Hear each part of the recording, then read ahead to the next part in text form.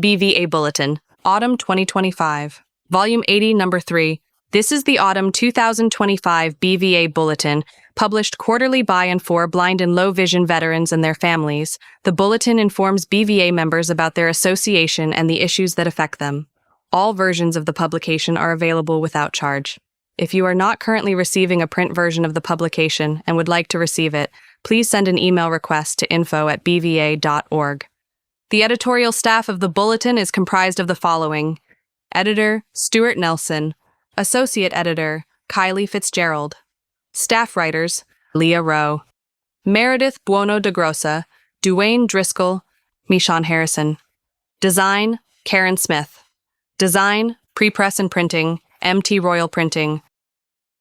BVA National Officers are President, Wade Davis, LaPorte, Texas; Vice President, Tracy Farrow, Biloxi, Mississippi; Secretary, Douglas Ingram, Tallahassee, Florida; Treasurer, Monique Statham, Penns Grove, New Jersey; Director District 1, John O'Connell, Toms River, New Jersey; Director District 2, Annie Dixon, North Little Rock, Arkansas; Director District 3, Kenneth Mitchell, Atlanta, Georgia; Director District 4, Randy Cantrell, Spokane, Washington; Sergeant at Arms, Brian O'Connell, Greenville, South Carolina; National Chaplain, temporarily vacant; National Ombudsman, Stephen Butler, Temple, Texas; National Judge Advocate, Stephen Butler, Temple, Texas. BVA Auxiliary Officers are President, Kenneth Witt, Fayetteville, North Carolina; Vice President, Gail Witz, Fayetteville, North Carolina; Secretary, Kathy Farrow, Biloxi, Mississippi; Treasurer, Karen Myron, St. George, Kansas; Reporter, Robert Murphy, Manhattan, Kansas.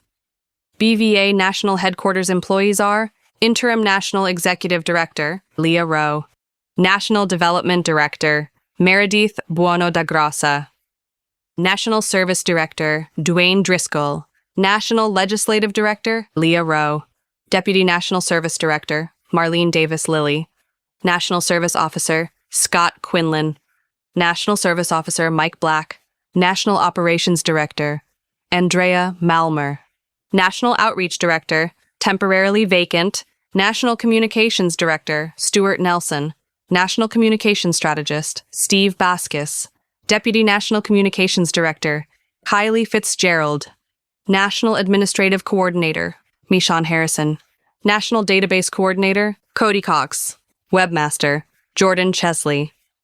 The Autumn 2025 issue of the Bulletin contains, in sequential order, the following: President's Page, by Wade Davis; Legislative Update, by Leah Rowe; Executive Director's Message, by Leah Rowe; Reverencing All Veterans on Their Day, Finding His Way Back to Music; The Story of Stephen Butler; Paul Mimms, True Friend, Confidant, Example, by Tracy Farrow; Around BVA, BVA Promotional Pages; Auxiliaries View, by Robert Murphy; History Reminds Us We Ain't Heard Nothin' Yet, by Tracy Farrow; Veteran Service Program Update, by Duane Driscoll; A Season for Charitable Giving, by Meredith Buono de Grossa.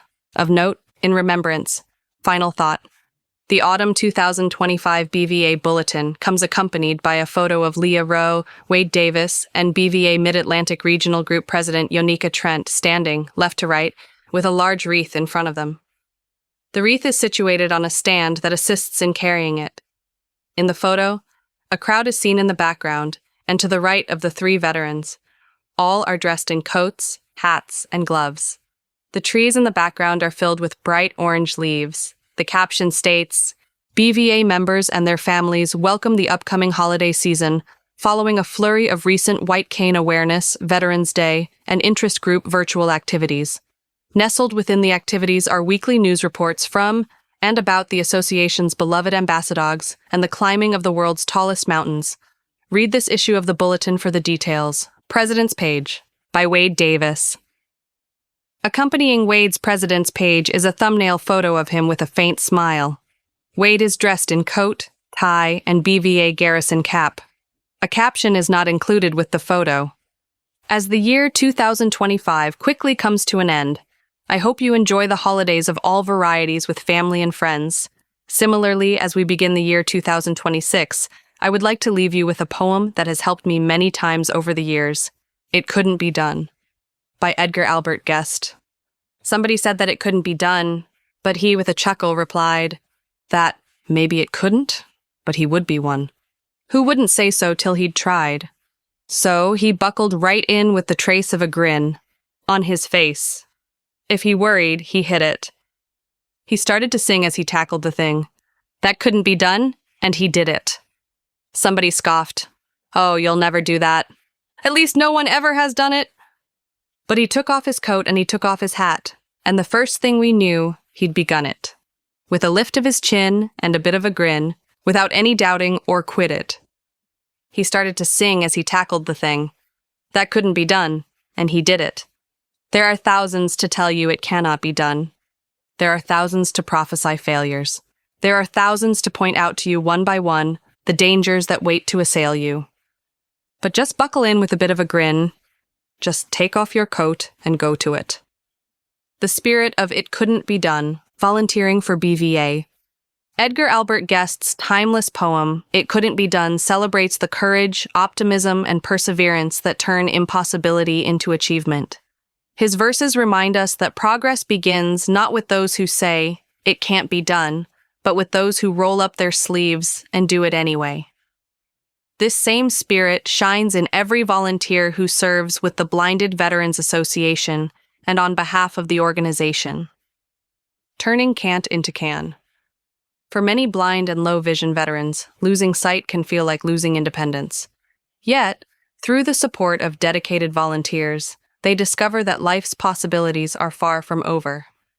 Like the poem's determined protagonist, BVA volunteers step forward with resolve and compassion, helping veterans reclaim confidence, mobility, and joy. Whether guiding a veteran through a new piece of assistive technology, driving them to appointments, or simply sharing a conversation, volunteers prove every day that limitations can be overcome with patience and heart. Their acts echo Guest's message. Just start in to sing as you tackle the thing that cannot be done, and you'll do it. The power of human connection. The strength of BVA lies in connection among veterans, volunteers, and communities. Volunteers don't just offer assistance, but also build relationships that restore dignity and purpose. A few hours of service can mean a lifetime of change for someone learning to navigate the world again. The poem reminds us that there will always be thousands to tell you it cannot be done, but volunteers prove them wrong every day. Their dedication shows that courage isn't an absence of fear or doubt, but choosing to act despite them. A call to action. BVA thrives because of individuals who, like Guest's hero, take off their coat and go to it. Every volunteer embodies the belief that with empathy and effort, even the hardest challenges can be met and overcome. This could be your year to make a difference in this organization we all love, whether it's volunteering for a program or finding that newly blind or low vision veteran or two and showing them the way to BVA. If you've ever wondered whether your time or skills could make a difference, remember Guest's words. Just buckle in with a bit of a grin. The truth is, it can be done, and you can be the one to do it. Legislative Update by Leah Rowe. This update comes accompanied by a smiling thumbnail photo of Leah Rowe dressed in formal business attire. There is no written caption for the photo. The legislative update begins as follows. Funding secured.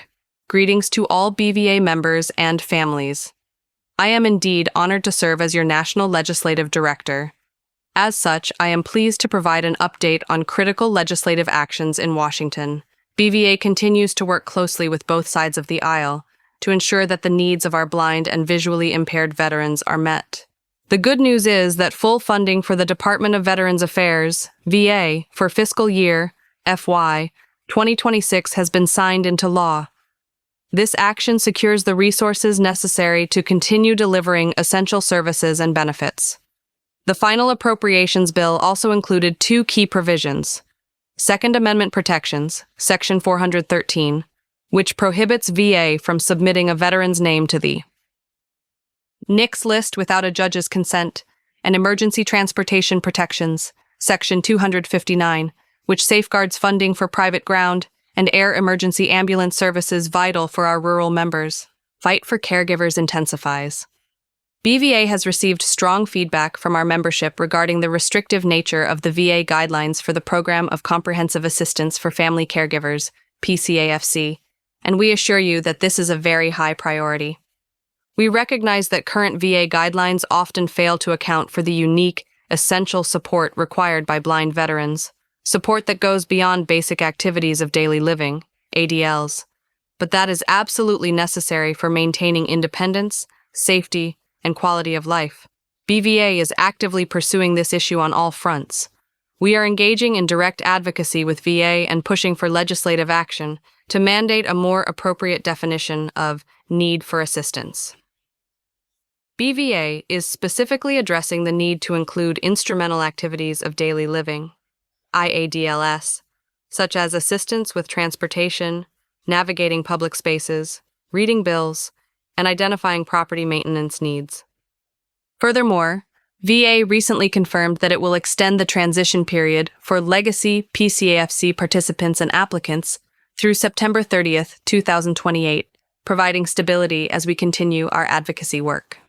In Congress, the Bipartisan Veterans Caregiver Appeals Modernization Act seeks to streamline the outdated PCAFC application and appeal system, which has created unjust delays and denials. This bill is strongly supported by BVA as part of our comprehensive strategy to fix the program. COLA 2025 now official. Congress continues to advance support for veterans and their families. The Veterans Compensation Cost of Living, COLA. Adjustment Act of 2025 is critical legislation that will increase VA benefits by the same percentage as the Social Security COLA, protecting the financial stability of our disabled veterans and their families against rising costs. The COLA, reported in detail in this issues of note, was finalized at the end of November with the signature of the President. Miscellaneous legislation of interest. The VA Extenders Act, H.R. 5420, continues funding for essential programs like the Rural Access Network for Growth Enhancement, RANGE, and extends adapted housing support for disabled veterans, which is essential for our members requiring home modifications. Additionally, Senators Jerry Moran, RKS, and Richard Blumenthal, DCT, introduced the Fisher House Availability Act to expand eligibility for temporary lodging at VA-constructed Fisher houses, to include active duty service members, reservists, and their families. The Elizabeth Dole 21st Century Veterans Healthcare and Benefits Improvement Act, PL 118-210, removes the time limit for surviving spouses to use the Fry Scholarship, providing crucial educational security.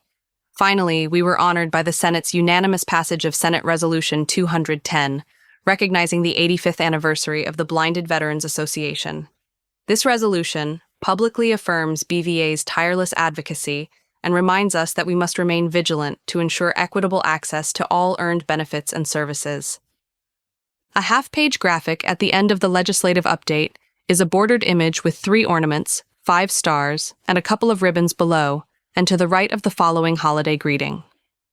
The Blinded Veterans Association's National Board of Directors and National Headquarters staff send season's greetings to all BVA members and their families, our friends and partners at the Department of Veterans Affairs, and our many sponsors and donors. We wish you a happy and prosperous New Year. Executive Director's Message by Leah Rowe.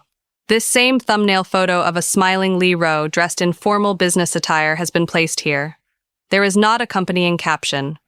A second photo in this main section of the bulletin reveals 2 people standing with 3 large flags in the background. The U.S. flag and VA flag are situated left and middle, respectively, but the specific flag at the far right is not discernible. The photo is detailed with the following caption: VA Secretary Doug Collins, left, with Leah Rowe at 2025 VSO Veterans Day Breakfast at Joint Base Meyer Henderson Hall. The Executive Director's message commences with the following: To all our veterans and service members, and especially to the family members and spouses whose support makes independent living possible, thank you. Your strength is the foundation of this association. We understand that vision loss affects not just the veteran, but the entire family structure, and we are here to support every person in your unit. As we navigate this winter season, our focus must sharpen on two core pillars: outreach and advocacy. Our fight for the future begins with ensuring that no eligible veteran is left behind. It is an unfortunate reality that BVA remains unknown to too many of our blind and low-vision brothers and sisters. I am thinking particularly of those who lost their sight long after separating from service and are unaware of the life-changing resources waiting for them here. They do not know about our world-class National Service Officers, NSOs, who are specially trained to navigate the complexities of VA law and can help secure the benefits they have rightfully earned, including service-connected compensation and access to essential rehabilitation training. They may not realize further that membership is now free to all eligible veterans who qualify for VA rehabilitation services. We must be relentless in spreading the word within our communities and networks.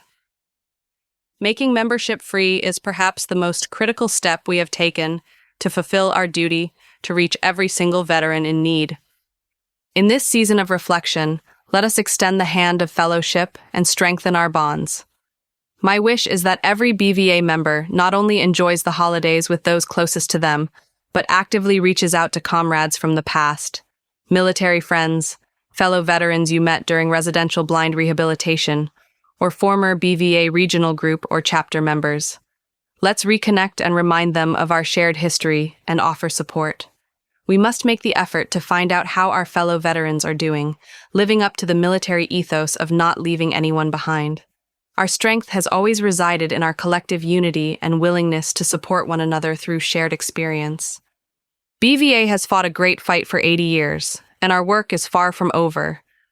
The push for earned benefits, equitable treatment, and necessary program reform will continue with renewed vigor. Our NSOs are constantly on the front lines, and your national headquarters is actively engaged in high-level advocacy. For instance, we are vigorously pursuing changes to programs like the Program of Comprehensive Assistance for Family Caregivers, PCAFC. We recognize that current eligibility criteria often fail to account for the unique daily needs of blinded veterans, needs related to navigation, transportation, and managing written information. We are committed to demanding that VA recognize the full scope of care required. As former service members and dedicated family members, you understand the importance of mission completion, and our mission is to secure justice and full benefits for every one of you. I am honored to serve this vital cause and build upon the extraordinary legacy of BVA leaders and members before me.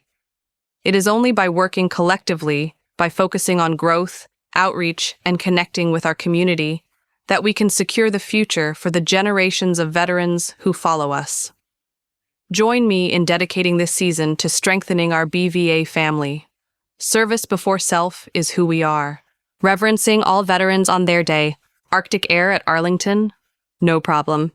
This subsection of reverencing all veterans on their day comes accompanied by 5 photos. The first of the 5 photos shows Wade Davis with Secretary Collins, with the same background used for the photo that Secretary Collins took with Leah on the same occasion. The caption states, Secretary Collins and Wade Davis at Veterans Day breakfast. The second photo is a 45-degree angle shot of 4 formally dressed individuals walking together, side by side, and using almost perfect strides. A few members of the Honor Guard are seen walking behind them. The caption states, left to right, President Trump, Vice President Vance, Secretary Collins, and member of the Society of the Honor Guard walk in unison toward Tomb of the Unknown Soldier for the presidential wreath laying. The third photo reveals 2 people standing side by side. The woman at left is distinguished by her scarf and dark coat.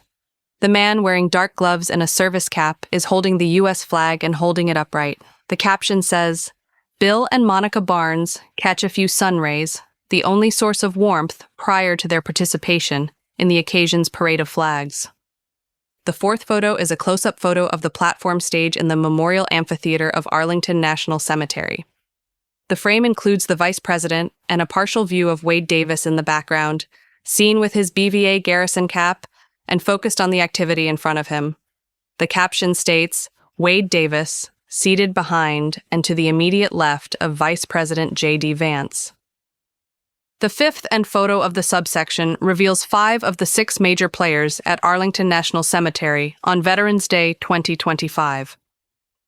The group photo at the top of the amphitheater is described by the following caption. It was "Survival of the Fittest" in the bitter cold at the 2025 ANC Veterans Day observance. Left to right, Yonica Trent, Monica and Bill Barnes, Michonne Harrison, and Leah Rowe. The 6th and final photo shows the presentation of the BVA wreath to the Tomb of the Unknown Soldier Honor Guard. A few spectators standing on stairs are visible in the background. The caption states, "Left to right, Leah Rowe, Wade Davis, and Yonica Trent salute Society of the Honor Guard members as they present the BVA wreath at the Tomb of the Unknown Soldier. Guide dog Kelnis, Yonica, provided escort assistance." The written text of the article begins, BVA National President Wade Davis ventured to the nation's capital on November 10th to represent blind and low-vision veterans throughout the country in a series of events on Veterans Day that occurred at both Joint Base Myer-Henderson Hall and Arlington National Cemetery, ANC. Among such highlights was BVA's participation in the traditional flag processional and a veterans service organization, VSO, wreath-laying at the cemetery in wind-chill temperatures below the freezing mark. With the BVA and U.S. flags firmly in waist-high harnesses, Mid-Atlantic Regional Group members, Yonica Trent and Bill Barnes, braved the cold and marched in the ceremonial parade of colors, with the assistance of their sighted guides, respectively guide dog Kelnis and Bill's wife, Monica. Yonica and Kelnis were the first veteran guide dog duo ever to participate in this annual procession, without the help of a second human guide. Kelnis also assisted with the VSO wreath presentation. Accompanied by representatives of approximately 45 other organizations, Wade, Yonica, and Interim National Executive Director Leah Rowe presented the BVA wreath at the cemetery's Tomb of the Unknown Soldier.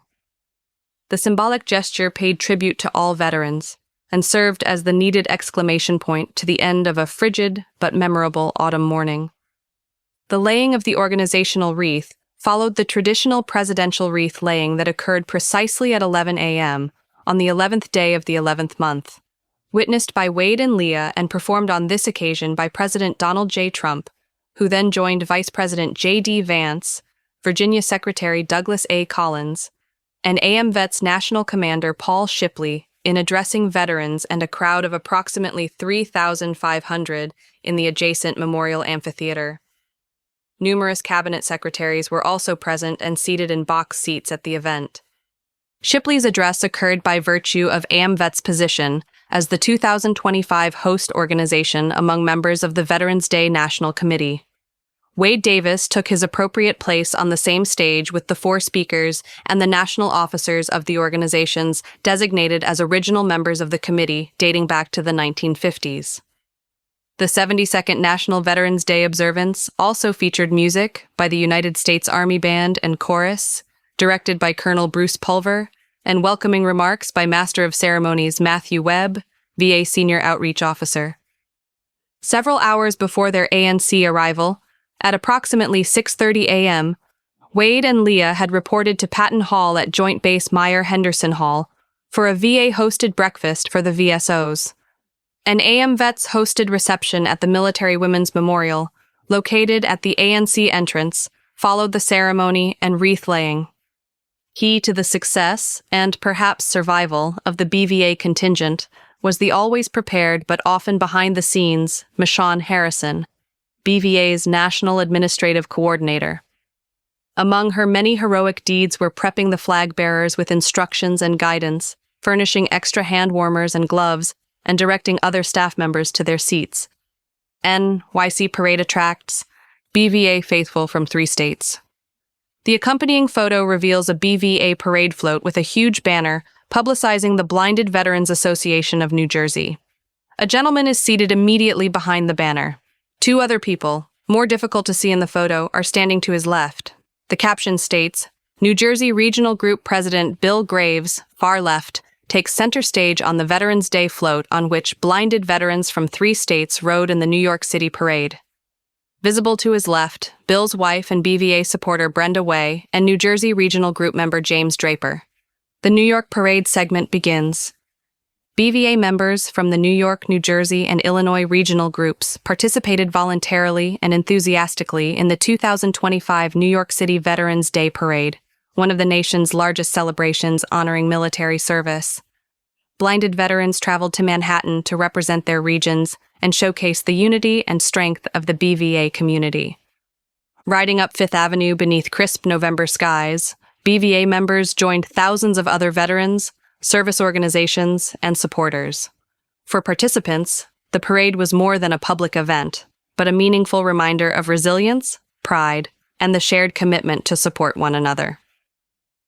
Regional Group Coordination, District 1.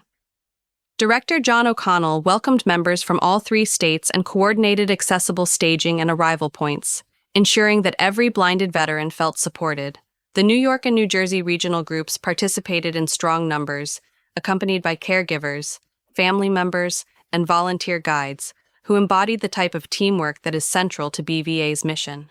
The Illinois Regional Group, represented by President Anthony Woodson, also made the journey. Anthony, participating for the second time, described the experience as deeply moving and unforgettable. A service emphasis. Spectators along the route offered warm thanks, salutes, and personal stories, creating powerful moments of connection. BVA members used the occasion to highlight the organization's 80-year mission of advocating for the independence and well-being of blind and low-vision veterans and their families. Unity and fellowship. Following the parade, members gathered to share a meal, to exchange stories, and to reflect on the significance of the day. For the regional groups of New York, New Jersey, and Illinois, the event served as a meaningful symbol of fellowship, remembrance, and cross-state unity.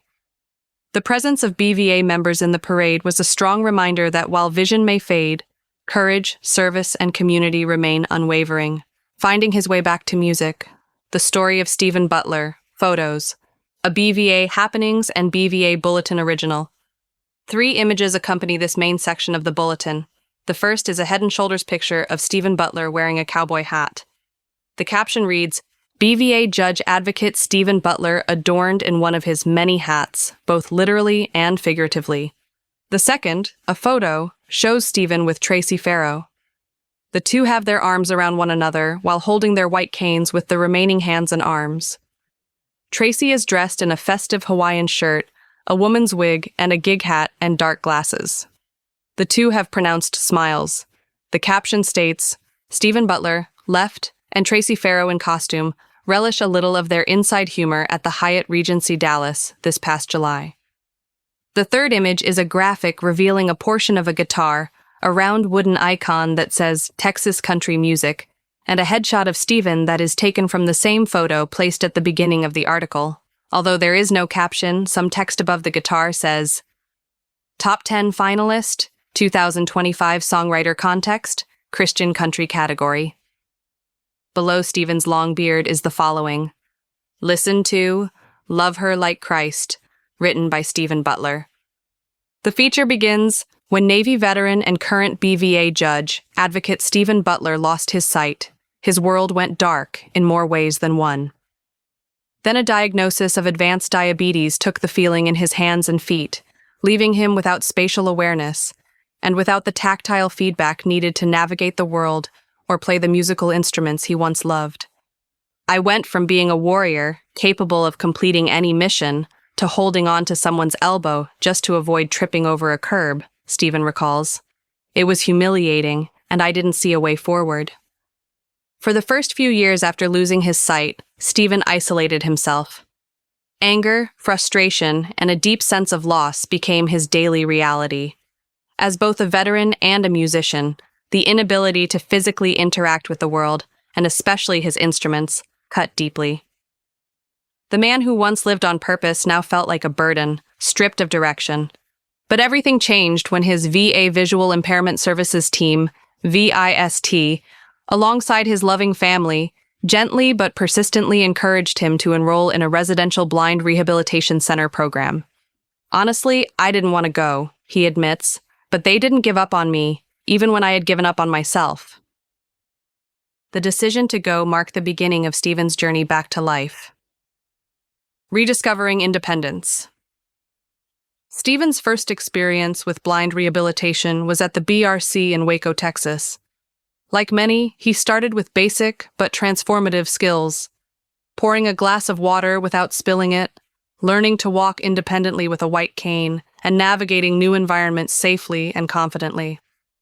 Those might sound like small things, Stephen says, but to someone who's lost their independence, they're monumental.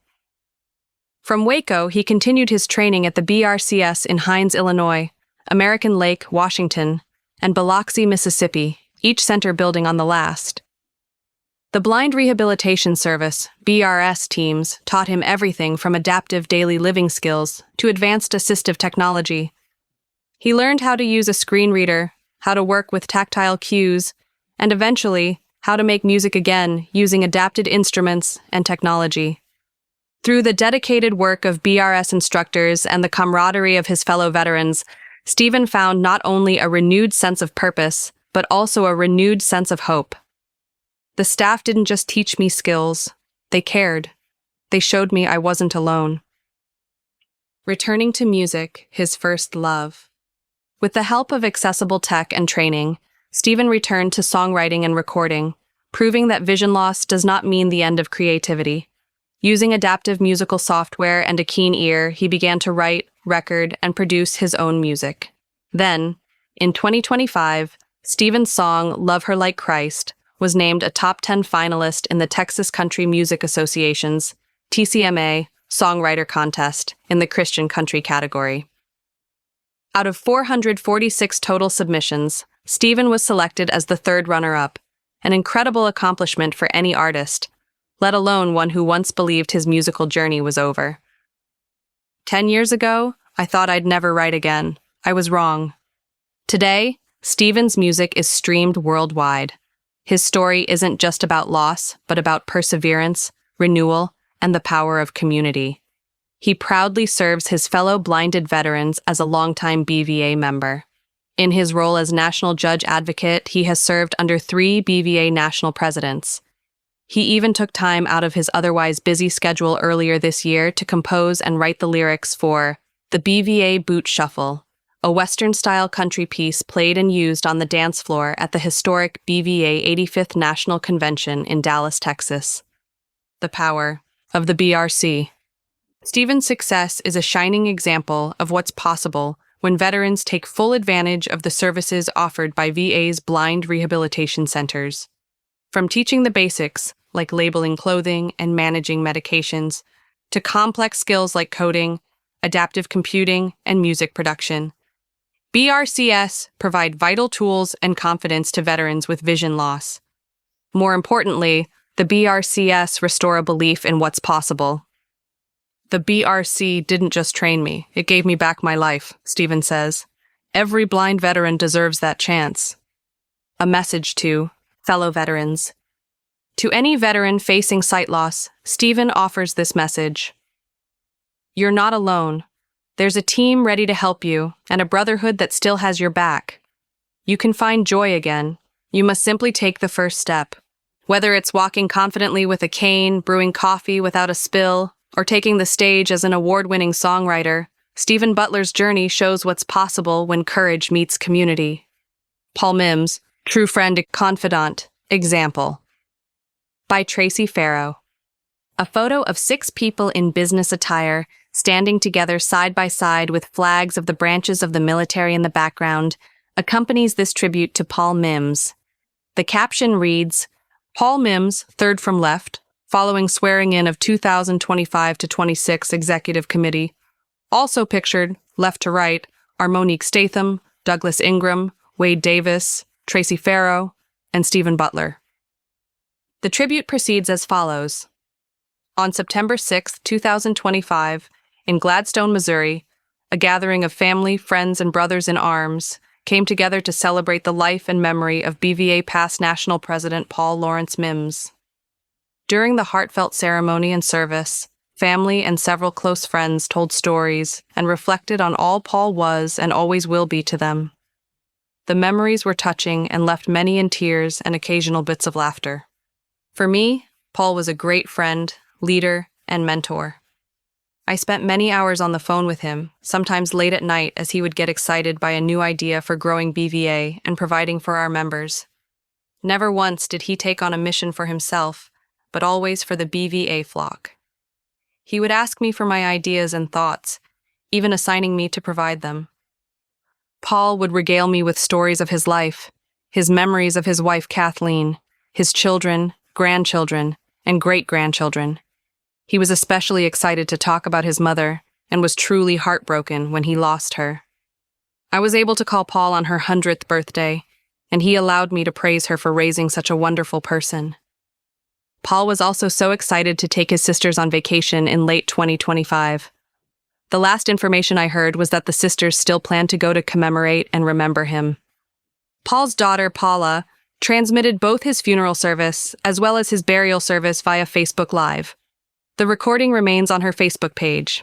If you have a personal Facebook account, simply type in the name of Paula Mimms in the search function.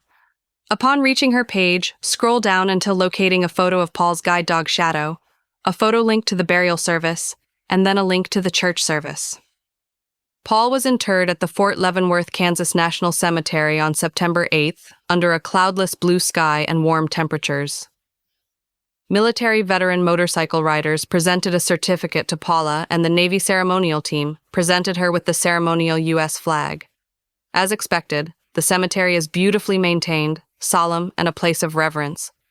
According to Heartland Regional Group President Jeannie Murphy, Paul had a bronze braille U.S. flag in his possession at home that he was planning on donating to the cemetery.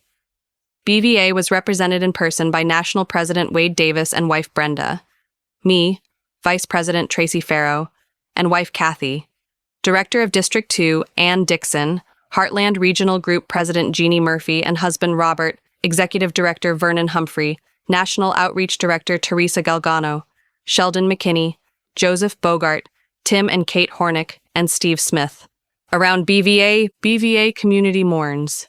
Neil Appleby passing. An archive photo taken in the office of Senator Paul Wellstone of Minnesota shows the BVA Legislative Committee, of which Neil Appleby was a part at the time. The caption states, BVA National Secretary Neil Appleby, second from right, in March 2000, as he visited the office of then-Senator Paul Wellstone, at the time a prominent member of the Senate Committee on Veterans Affairs. Also pictured, left to right, Senator Wellstone, National President Robert L. Smith, third, Director of District 5, George Stocking, National Vice President Joe Burns, and Executive Director Tom Miller. The report of Neil's passing reads, Cornelius Neil J. Appleby, a devoted advocate of all veterans who tirelessly served his fellow blinded veterans, passed away at his home in Mechanicsburg, Pennsylvania, on December 1st. He was 92. Neil was BVA's 34th national president, serving from 2003 to 2005. Prior to his tenure in that position, he served in all three of the other national officer roles as treasurer, secretary, and vice president. Accounting also for his position as immediate past national president, where he continued to be an active leader, Neil served for 10 years on the BVA National Board of Directors. Notwithstanding his service to BVA at the national level, Neil was perhaps known even more for his service to the membership of BVA of Pennsylvania, the official name of his regional group. Beginning in 1982, he assumed the role of secretary-treasurer and relinquished it only sporadically throughout 34 years. One of Neil's most significant gifts and contributions to the blinded veterans of today was his instrumental leadership in the creation of the Visual Impairment Services Outpatient Rehabilitation VISOR program at the Lebanon VA Medical Center, a pioneering effort that grew rapidly and which now exists in several VA facilities nationwide. Born on January 4, 1933 in Pottsville, Pennsylvania, to the late Russell and Anna Guidus Appleby, he was raised in Branchdale. He graduated from Pottsville Catholic High School in June 1950 and, just 18 hours after the start of the Korean War, enlisted in the United States Navy on June 26, 1950. Trained as a teletype operator, radioman, and cryptographer, Neil advanced quickly, achieving the rank of Chief Petty Officer at the very young age of 25. Neil's Navy service brought him to some of the most significant diplomatic and military assignments of his time. His duty stations included the office of the U.S. Naval Attaché in Rome, Italy, the office of the U.S. Naval Attaché in Baghdad, Iraq, and NATO Forces Southern Europe in Naples, Italy. He was a plank owner of the aircraft carrier USS Saratoga CVA-60 and served briefly aboard USS Forrestal CVA-59. Neil was a non-combat veteran of both the Korean and Vietnam Wars and retired from active duty in the summer of 1970. In 1959, while stationed at Pensacola Naval Air Station, Neil met Mary R. Snyder, the woman who would become his wife and partner for 56 years until her passing 10 years ago.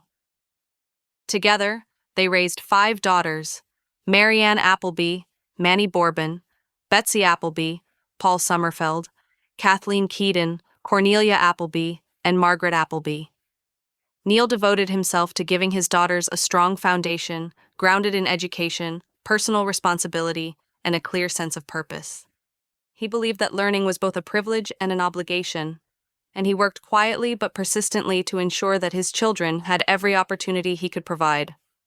Following his distinguished military service, Neil embarked on a second career that spanned 19 years in the telecommunications field, across industry, state, and federal government roles. Undoubtedly of interest to blinded veterans and their families, despite his many successes and passions, his obituary states that the chapter that reflected his heart most fully was his decades of service to blinded veterans, where he painstakingly prepared his 2 oral congressional testimonies and his many presentations at BVA national conventions. Neil also held memberships in the American Legion, AMVETS, Disabled American Veterans, Fleet Reserve Association, Marine Corps League, and Veterans of Foreign Wars. With BVA, he served as a nationally accredited service officer. Beyond formal roles, he gave back in quiet ways as well. For example, he was a lifelong blood donor and a volunteer for the Retinitis Pigmentosa Foundation, believing that even small acts of service could ripple outward to help others. A memorial and committal service will be held at Indiantown Gap National Cemetery on a date to be announced later. In lieu of flowers, the obituary states that the family kindly invites memorial contributions to the Blinded Veterans Association. Donations may be made online or by mailing a check payable to Blinded Veterans Association, or BVA, at P.O. Box 90,770, Washington, D.C. 20090. Scholarship details. Announced for 2026 to 2027. Description and qualifications. Owing to generous financial support in perpetuity and in honor of a dedicated supporter of the Blinded Veterans Association at all levels, the BVA Board of Directors announced in 2024 the renaming of the association's scholarship program. The Cantrell Scholarships are available to spouses, children, and grandchildren of BVA members to assist them with their higher education tuition. Applicants must be accepted to an accredited institution of higher education or business, secretarial, or vocational training school. The Cantrell Scholarships are awarded based on merit through an application process evaluated by a committee. The scholarships for veterans' dependents are for 1 year only, but recipients can reapply and receive the award up to 4 times. Quantity: 4 $2,500 scholarships annually. Deadlines: applications are due on Thursday, April 30th, 2026 at 12 o'clock midnight Eastern Time. Late applications will not be accepted. Recipients will be contacted by June 15th, 2026. Application and required. Documents for qualification: a complete application. Incomplete applications will not be accepted. It is the responsibility of the applicant, not BVA, to ensure a completed application. Transcripts. If applicants have attended an institution of higher education, or several of them, they must submit a transcript of record from each institution. If applicants have not attended an institution of higher education, they must submit a transcript of high school record. If applicants have been to college only 1 semester, they must submit their high school transcript in addition to college transcript. 3 letters of reference in the current calendar school year. 1 letter of academic reference related to academic achievements. This reference must be formalized using letterhead or business stationery from the affiliated organization. Letters of academic reference must be related to the school the applicant is attending or will be attending and must be no later than 6 months old. 2 letters of personal reference in which the authors must identify their relationship with applicants. All letters of reference must be typed and signed. Letters must be addressed to the Blinded Veterans Association. Letters of reference used for previous scholarship applications are not accepted. Letters of reference may not come from a family member. Merit of career goals/personal narrative must be typed. Previous applicants must submit a new statement with each application. Applicants must describe in no more than 300 words their post-education, lifetime, specific career goals, and aspirations, i.e., what they plan to do after completing their education, and outline their plans to pursue them. Additional evidence of achievement, optional. Applicants may submit other evidence of achievement in the academic and/or the non-academic fields that they believe qualifies them for a scholarship award. Evidence must be corroborated by documentation, i.e., a copy of certificate documenting the award, a copy of a citation, etc. VSP staff welcomes. Michael Black, a head and shoulders view of Michael, who is wearing a golf shirt, accompanies this short blurb. He has a faint smile. The caption simply identifies him as Michael Black. The short blurb containing biographical information about Michael reads as follows. The BVA Veteran Service Program has a new staff member in Michael T. Black, who joined Duane Driscoll, Marlene Davis-Lilly, and Scott Quinlan earlier this fall to offer some much-needed relief to a heavily tasked VSP crew. Mike is a VA benefits consultant with 20-plus years of claims experience. He was originally hired as an accredited National Service Officer in March 2007 with AM Vets and the Vietnam Veterans of America. He worked full-time out of the St. Petersburg, Florida, VA Regional Office. During his employment, he was promoted several times to Office Manager, Regional Director, Deputy National Service Director, and National Service Director. Michael experienced the honor of testifying in front of the House Committee on Veterans Affairs, Subcommittee on Disability Assistance and Memorial Affairs, on reviewing VA's implementation of the PACT Act in May of 2023. Michael is originally from Tarpon Springs, Florida. He joined the Army in 1981 and retired in 2001. While in the military, Michael was assigned to the following units: 1st Cavalry Division, 101st Airborne Division, 6th Light Infantry Division, and 32 ATACOM Task Force 8/43 Air Defense Artillery. He served as multi-channel communications non-commissioned officer in a Patriot/Hawk missile battery in Saudi Arabia and Iraq during Operation Desert Shield and the ground invasion during Operation Desert Storm. Michael's military awards include the Meritorious Service Medal, the Army Commendation Medal, the Korean Defense Service Medal, and the Southwest Asia Service Medal. During his career, he served in Alaska, South Korea, West Germany, Saudi Arabia, and Iraq. Michael received his Associates of Science degree in Business Management from St. Petersburg College. He lives in Florida with his wife Janet. He is a life member of AMVETS Post 67 in Clearwater, Florida. Life of service chronicled BVA's Sergeant at Arms. An accompanying photo shows a formally dressed gentleman, head tilted down, playing the trumpet. The caption states, "One of Brian O'Connell's numerous talents, this one not mentioned as frequently as others in BVA circles, is his intuition in learning to play musical instruments." Pictured here at the BVA 79th National Convention in Jacksonville, Florida, Brian warms up on his trumpet prior to a national anthem rendition before an audience of both BVA and American Council of the Blind Convention attendees. The article begins, Current BVA National Sergeant at Arms. Brian O'Connell, a graduate of Norwich University, is spotlighted in the fall edition of the Norwich Record, his alma mater's alumni magazine. Flying Blind, From B-52s to the Classroom by Zach Bennett. Details. Brian's career as a U.S. Air Force navigator, academic instructor, flight instructor, squadron commander, and several other positions of major responsibility. The article also traces Brian's progressive but gradual loss of sight, multiple retirements, new connections to important people, and adaptive sports through BVA and VA blind rehabilitation services, and the satisfaction he gained from even another career in which he influenced hosts of aspiring youth in both the junior ROTC program and on sports teams at Surrey Central High School in Dobson, North Carolina. To read the article, visit https://www.norwich.edu/news/flyingblind-B52S classroom. Note: Norwich University, located in Northfield, Vermont, and founded in 1819, is the oldest of 6 senior military colleges and is recognized by the Department of Defense as the birthplace of ROTC. Fall gardening sessions offer education, motivation.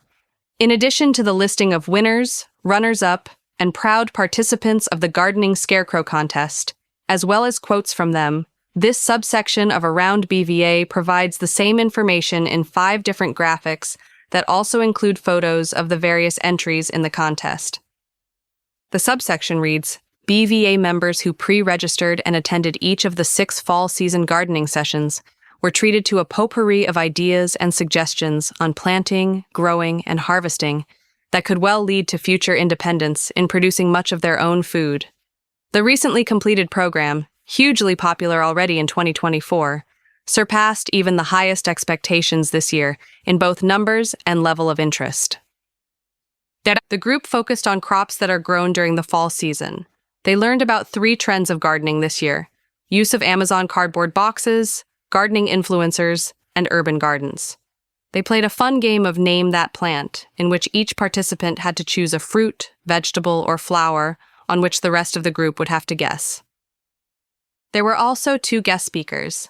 First, Neva Fairchild from BVA corporate sponsor Way Around, who spoke about using Way Around clips to label gardening items. Second, gardening influencer Raushana Eccles, the Jersey Girl gardener. She taught attendees the art of sowing seeds during the winter. The series culminated in the much-anticipated and heralded Scarecrow Contest. Participants first learned about the history of scarecrows used in agriculture and viewed the video, Where Do Scarecrows Come From?, to help them get started. A ton of work went into all pieces, which included creative names, lights, and sounds to scare away unwanted critters, said contest judge Meredith Buono da Grossa.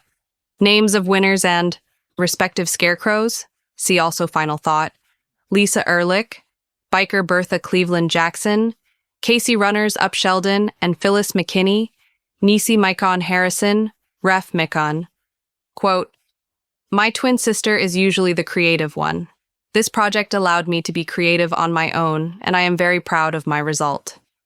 Proud participants, Anthony Woodson, Dead Man Walking Monique Statham, Keisha Cornfield Monique. Quote, Y'all outdid me. I am so proud of the work that went into all the pieces. Yolanda and Phyllis Bass, Queen Squirrel Yolanda and Phyllis. Quote, We have lots of squirrels in our yard, so we use that as our focal point for our piece. Annie Dixon, Mr. Willie Annie. Quote, This project was therapeutic for me. I incorporated lights and tin cans to scare away the birds. Yonica Trent, Mr. Tingles Yonica. Quote, This project was all about creativity for me. I was able to use pieces that were already in my house to create Mr. Tingles. Lisa Ehrlich, entry number 2. Spice Mike. Post-COVID virtual meetings. Increasingly popular in 2025. BVA, for the first time in its history, held virtual meetings for its general membership during the COVID-19 pandemic, including the 2 national conventions of 2020 and 2021 and VetTech, now in its 4th year of presenting a weekly Wednesday webinar. The events have become popularized through the formation of several interest groups under the Team BVA umbrella, even as interest group leaders have rotated or changed permanently. In addition to VetTech at 3 p.m., all meetings Eastern Time, every Wednesday, the Adaptive Sports and Activities Interest Group meetings occur every second Tuesday at 7 p.m. The Dog Handlers Group meets monthly at 4 p.m. every third Tuesday, while a book club meets every 4th Wednesday at 7 p.m. The current board of directors has scheduled a town hall open to all members every third Thursday at 3 p.m. Eastern Time. All of the meetings are currently transmitted via Zoom and are accessible via the BVA calendar at bva.org/calendar. Stay tuned for meeting announcements in the weekly BVA happenings and meeting reminders sent via constant contact to all BVA members for whom the association has an email address. The reminders are most often sent approximately 24 hours prior to the next virtual event.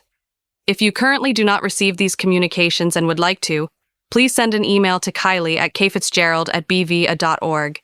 BVAVP recognized for 4,000 volunteer hours. The accompanying photo depicts a gentleman in a Hawaiian shirt holding up a certificate, chest high, with two formally dressed ladies on each side. All are smiling faintly. A closed curtain appears in the background. The caption reads, "Left to Right, Gulf Coast, HCS, Associate Director Rebecca Strini, Honoree Tracy Farrow, and Director Stephanie Rapaski." The blurb reads, "National Vice President Tracy Farrow recently received a plaque and personalized certificate of recognition from Gulf Coast Healthcare System, Biloxi, Mississippi. Director Stephanie A. Rapaski, PsyD, for his extraordinary dedication and outstanding commitment." The August 28th presentation and special citation highlighted Tracy's achievement of 4,000 hours of volunteer service. The certificate continues, "Your tireless efforts and unwavering support have made a profound impact on the lives of our veterans. Through your selfless contributions, you have demonstrated a deep sense of compassion and a remarkable spirit of service. Your exceptional commitment has not only provided invaluable assistance to our veterans, but has also inspired those around you to serve with the same level of dedication and care. Your 4,000 hours of service signify countless moments of kindness, support, and generosity. Whether through direct interaction with veterans, assisting with programs and events, or providing administrative support, your contributions have enriched our community and enhanced the quality of care we offer. We extend our heartfelt gratitude for your exemplary service and dedication. Your efforts embody the highest values of volunteerism and contribute to the well-being and enhancement of the lives of the veterans we honor and serve. Louisiana flag presentations. Bring happy year-end for LA/MS. 4 gentlemen are standing together, side by side, in a photo that accompanies this subsection. All are dressed casually. Displayed in front of them are a flag and plaque mounted on a finished board. The descriptive caption reads, "Left to Right at Destrehan, Regional Group Vice President Claude Roberts, BVA member Craig Robinson, Treasurer Joe Burns, and Flag Project Mastermind Gary Scholerman." The text of the blurb begins, "October was another busy month for the Louisiana-Mississippi Regional Group, with 3 Braille flag donation presentations, one in Destrehan, Louisiana, and another in the Algiers section of New Orleans on October 8th, morning and afternoon respectively, and a third one on October 27th in the Lakeview area of New Orleans. The Destrehan presentation occurred at the St. Charles Parish Main Library. According to Regional Group member Gary Scholerman, a bronze flag and identifying plaque have been mounted in the library lobby, and an acrylic flag and plaque, mounted on an 18-inch by 24-inch finished board, will travel to the other libraries in the parish for maximum visibility. The New Orleans Times-Picayune newspaper covered the event. The first of 2 presentations in New Orleans proper took place later in the day in the Algiers section of the city. One acrylic flag and plaque set was presented to the Algiers Regional Library and another to the Algiers Point Branch Library. While there, Gary and Regional Group Treasurer Joe Burns were able to meet the library system's district manager and arrange a presentation at the Robert Smith Library in the Lakeview area of New Orleans on October 27th. The latter event was planned as an opportunity to honor longtime BVA member Earl Forstall, who passed away last year at the age of 104, and to coincide with a Regional Group World War II museum visit and guided tour on October 28th, with several of Earl's family members arranging their personal schedules to accompany them. Gary reported that the October 27th to 28th activities in the Lakeview area, which included a hotel stay, were well attended by Earl's children and grandchildren. At the flag and plaque dedication, regional group members and family members shared an abundance of stories about Earl and offered tributes to him. The next morning, we met at the entrance of the World War II Museum, with 14 veterans and 6 escorts divided into 3 groups. Each group with a specially trained guide for the visually impaired, Gary said. The tours were through the Pacific Theater from Pearl Harbor to the signing of the surrender documents on the USS Missouri, each guide going into extensive detail on different aspects of the war. For most, the experience culminated with lunch in the museum's American Cafe. A few continued touring the massive museum after the guided tour, highlighted by a view of Beyond All Boundaries, a 4D cinematic experience, narrated by Tom Hanks, that brings to life America's World War II story through the words of those who experienced it. Murray poems offer tribute to National President Mimms. Our fallen soldier, our fallen comrade, fought the good fight. He received his wings to make the flight to his resting place of heavenly bliss.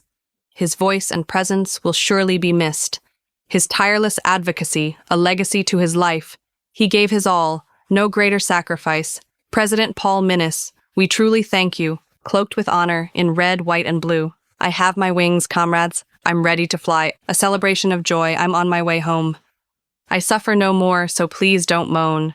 Keep smiling, comrades, when thinking of me. I'm not earthly bound, my spirit is free. Try and not cry or shed many tears. I served America for so many years. This is a joyous time we're having today. I'm very happy to be sent home this way, to my final rest, to the heavens above. A peaceful journey because of your love. My wings are mounted, I'm ready to fly. Until later, my friends, I must say goodbye. Composed by Warner L. Murray, New York Regional Group, Insightful Wolf Book. Encourages fellow veterans. A graphic of a book cover accompanies this subsection of Around BVA. The cover includes the full name of the book and the name of the author. Read more about the book and what it offers to readers. BVA Happenings readers who enjoy the Ambassadog Scoop series are already aware that guide dog Hannah's mom is Jill Hinton Wolf of Walker, Michigan. In addition to being supermom to a dog with whom she shares the joys of the great outdoors, Jill is a talented, prolific, published writer with profound perspectives and insights into the adversities and possibilities of post-military life. Mission, Tribe, and Grace. How veterans can lead change, find their tribe, and build a meaningful life is a guide for what comes after service and sacrifice, for dealing with the adversities and struggles inherent in becoming a veteran, and for surviving the sleepless nights spent thinking about what to do next in the pursuit of a host of goals and desires. It was written for veterans who are ready to lead in their companies, communities, and the wider world, combining candid storytelling with a clear, actionable framework for impact. Amazon's summary affirms the book's ability to help veterans reclaim their voice, clarify their purpose, and connect with the people who share their mission after a period of loneliness, disorientation, and feeling overwhelmed. Inside the book, the summary says that the reader will learn how to define a personal mission and lead with purpose. The mission isn't over, it's just evolved. What it takes to build a community of support, not just a network. Why grace is the secret to sustainable leadership. A 3-part framework that veterans can use to lead meaningful change. This is a book for veterans who are tired of being underestimated and ready to make things happen, the summary concludes. District Director welcomed. At Club's 50th anniversary, BVA Director of District 1. John O'Connell appeared by invitation at the Winding River Skating Center in his now hometown of Toms River, New Jersey, on September 13th. The occasion was a Saturday launch of the Toms River Hockey Club's 50th anniversary season. Prior to the drop of the puck, players welcomed both John and Alex DePalma, the latter of whom co-founded the Brick Starts Challenger organization in 2009 to teach skating and hockey to children and young adults with developmental disabilities. John addressed the Blackhawks 18 UAA team, which was scheduled to face off soon thereafter against the Brick Stars Challenger organization in the first of a full slate of games that day. He was then honored with a commemorative game jersey marking the club's 50th season. organizers of the event hope to showcase community service, inclusion, and hockey spirit, qualities better embodied by John O'Connell than perhaps anyone else, anywhere. John was named USA Hockey's 2025 National Disabled Athlete of the Year. John is a U.S. Air Force veteran and former pilot who is now legally blind. He competes in USA Hockey's Warrior and Blind disciplines with the New Jersey Warriors and New York Metro Blind Hockey. Also highlighted during John's appearance at the launch of the season was his role as a leading advocate for veterans and people with visual impairments. He has testified before the New Jersey Senate on transportation issues for disabled veterans, and he serves on both the state's Commission for the Blind Rehabilitation Council and BVA's Board of Directors. Klein Golf Outing raises additional $7,000 in Ohio. A creative rectangular graphic accompanies this around BVA subsection to thank organizers of a golf outing for donating the proceeds to BVA. The graphic includes a photo of the late Mark Klein, a golf ball on a golf tee in tall grass, and the following text within the rectangular image. Mark R. Klein, Memorial 8th Annual Golf Outing raises $7,000. To benefit Blinded Veterans Association, thank you. The content of the blurb begins with the following. BVA extends heartfelt thanks to Kim Snodgrass and all others who planned, participated in, and otherwise supported the 2025 Mark R. Klein Memorial 8th Annual Golf Outing on July 26th. Golfers gathered to do good at the Loyal Oak Golf Course in Norton, Ohio, and raised $7,000 to support programs, benefits, and services to blind and low-vision veterans, their families, and caregivers. The intense dedication and loyalty to BVA of this group of friends and associates of the late Mark Klein has been nothing short of overwhelming. Contributions from this annual event, held in memory of loyal BVA advocate and supporter Mark R. Klein, have now raised $60,000 since its inception in 2018. The event also includes a 50-50 raffle, a silent auction, and prizes during dinner. Additional background information about the yearly outing can be read at birdies.com/Mark Klein Memorial Golf Outing. Conquering the 7th and final summit. A photo accompanies this account of Lonnie's most recent climb. 3 gentlemen with a massive amount of gear and layers of protection against the cold are posing for the photo. The man on the left is kneeling. The man in the middle is standing. The man at the right is seated on an undiscernible object. All 3 are helping to hold up a sign that looks to have a message etched in a rectangular piece of wood. The message, with 7 mountain peaks drawn at the bottom of the sign, states as follows. The 7 summits, completed. The text reads thus. Extreme sports athlete, National Geographic 2015 Adventurer of the Year, former Navy Petty Officer First Class, and BVA member Lonnie Bedwell has made his dream of reaching the highest peak on each of the Earth's 7 continents a reality, the first blind person ever to do so. On October 17th, he and his companions made it to the top of Karstens Pyramid, Puncak Jaya in Indonesian, literally meaning victorious peak, the last on his beyond this world visionary bucket list. And that's a wrap, Lonnie exclaimed in his social media posts soon after the latest mission was complete. Karstens Pyramid is the highest mountain peak on an island and the highest peak both in Indonesia and within Oceania. The mountain is in the Sudirman Range of the highlands of Mimika Regency, Central Papua, Indonesia. Puncak Jaya is ranked 5th in the world for topographic isolation. As he described in his speech to BVA 77th National Convention attendees, 2022, Lonnie's adventures have sometimes left life and death hanging in the balance. His goal, to inspire others to continue pushing the boundaries of life, no matter what their situation entails. Lonnie is the ultimate testament to the resilience and grit required to do so. Lonnie's life changed in 1997 after a hunting accident instantly took his sight completely in both eyes. Despite this, he miraculously did roof work in his hometown of Duggar, Indiana, and raised 3 daughters, teaching them to hunt, fish, and perhaps most incredibly, to drive a car. After his daughters graduated, he turned his attention to challenging himself, and soon became one of the world's most recognized blind extreme sports athletes. Countless BVA members have been inspired by his drive and the encouragement he has provided to them at adaptive sports camps and recreational venues throughout the country. When the threshold for running the Grand Canyon was placed at 1,000 kayak rolls, Lonnie took his donated kayak to the pond on his farm and rolled it 1,500 times. The rest is history, with Lonnie kayaking some of the most challenging whitewater in the world.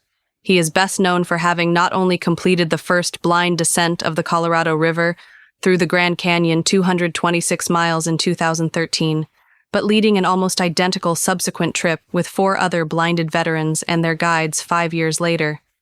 He is also an avid downhill skier. High marks for VA in cane activities nationwide. Courtesy of Jeannie Murphy. A photo accompanies this around BVA entry. The setting is the lobby of the Topeka VA Medical Center on October 15th. The caption describes the photo as follows. With BVA resource materials visible in the background, Jeannie Murphy demonstrates the demeanor offered by her meta-glasses. Highlights of White Cane Day 2025 are reported as follows. BVA members and their supporting casts at VA facilities wrapped up White Cane Day activities during the last week of October. Shortly thereafter, reports of the events began circulating and several reached BVA national headquarters through the end of October. Scores of volunteers and VA staff went the extra mile in making these activities successful. The donation of time became a wonderful way to give to BVA. On behalf of the BVA Board of Directors, BVA members, and BVA staff, National Director of Development Meredith Buono de Grossa has extended a heartfelt thank you to VA Blind Rehabilitation Service personnel, especially VIST coordinators who went above and beyond the call of duty to bring nationwide awareness to white cane safety. In a late October BVA Happenings entry, she thanked them for supporting blind and low vision veterans by involving them in their events. BVA is also grateful to those who requested and then included BVA information and materials in their activities. Particularly noteworthy is an account submitted for BVA Happenings by Heartland Regional Group President Jeannie Murphy from the Caribbean. Jeannie's White Cane Day events were not in the Caribbean, of course, but that's where she and husband Robert went to convalesce, or so it was intended. Instead, they unexpectedly awaited Tropical Storm Melissa to hit after a long and challenging summer. In Jeannie's words from Aruba, "Let me start with our Eastern Kansas Healthcare System White Cane Day event in Topeka, right on October 15th. It was a very good event. There were 50-plus people that stopped by and took the brochures. They listened as I explained some of the tools that I use personally. That would include the Bill Money Reader, the Patriot Viewer, the Orcam Reader, the Beecher Telescope, meta-glasses, and the monocular telescope. Of course, my focus was on the cane that I use daily. Robert and I both thought that it was a great event. I was in the lobby of the Topeka VA Medical Center with a display table and caught many people coming in, offering cookies and water provided by Veteran Services. Visual Impairment Services Team VIST Coordinator Don Klaus was very instrumental in connecting me with the Veteran Services Coordinator to provide help to set up. The following day, Thursday, October 16th, we had the opportunity to set up a table at the Junction City North Community-based outpatient clinic. Again, Veteran Services provided cookies and water to offer to the veterans and their families' caregivers that came in for their appointments that day. Happily, BVA member Marlene Williams from Kansas City, Kansas, was able to accompany Robert and me for a few hours in Junction City. She spoke with several people and handed out information regarding the visually impaired and the importance of white canes. I again set up some of the tools that I use daily basis and elaborated on the use of the cane. I hope that all our BVA members enjoyed their own White Cane Day functions as much as we did. Tom Zampieri earns first, ASOT Advocacy Award. BVA only recently learned that the American Society of Ophthalmic Trauma, ASOT, presented BVA past National President Dr. Tom Zampieri last summer with its first ever Advocacy Award for legislation and policy achievements during his tenure at BVA, both as a staff member, Director of Government Relations, and as a board member, National Vice President, National President, and past National President. The award was presented to Tom by Grant Justin, MD, President of Walter Reed, National Military Medical Center in Bethesda, Maryland, and a Navy ophthalmologist. The ASOT meeting was held in Houston, with more than 190 ophthalmologists optometrists, researchers, residents, and representatives from the American Academy of Ophthalmology, AAO. ASOT is committed to the prevention, treatment, and management of eye injuries. The organization brings together experts from various fields to improve patient outcomes through education, research, and advocacy.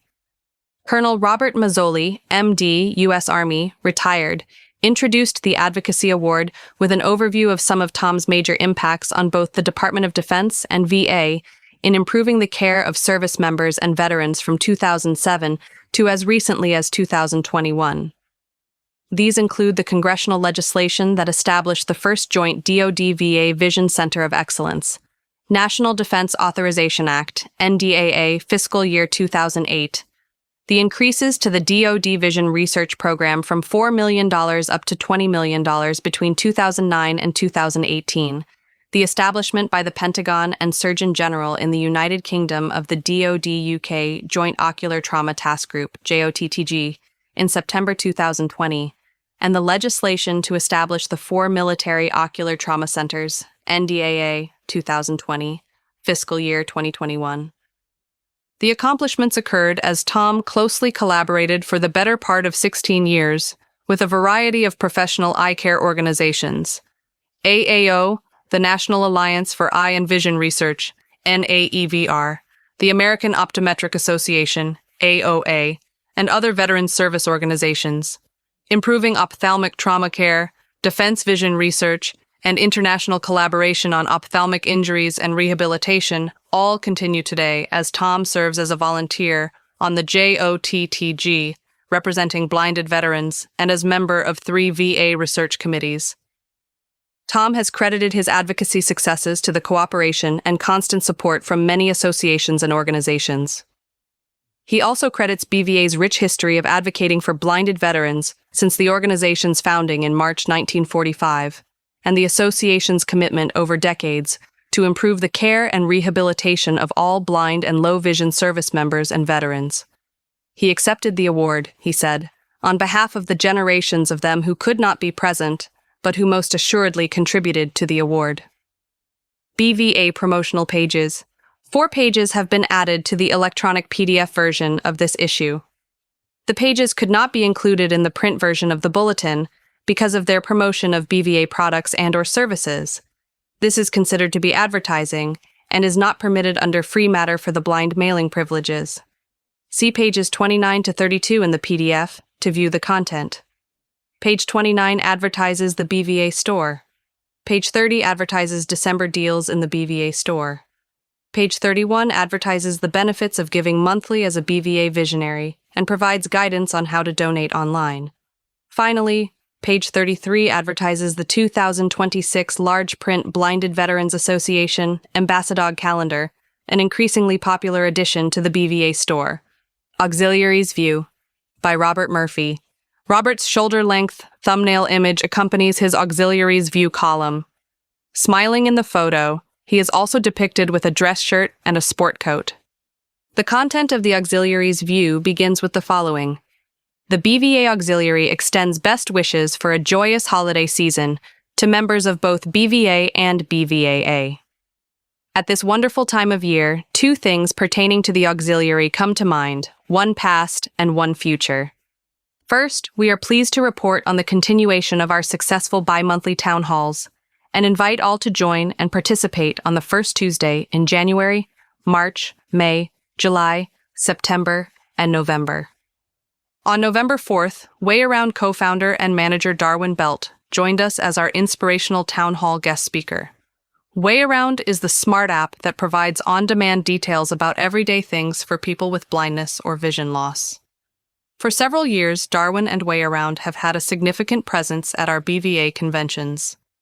Darwin created Way Around after retiring from a 30-year career as an architect and software developer.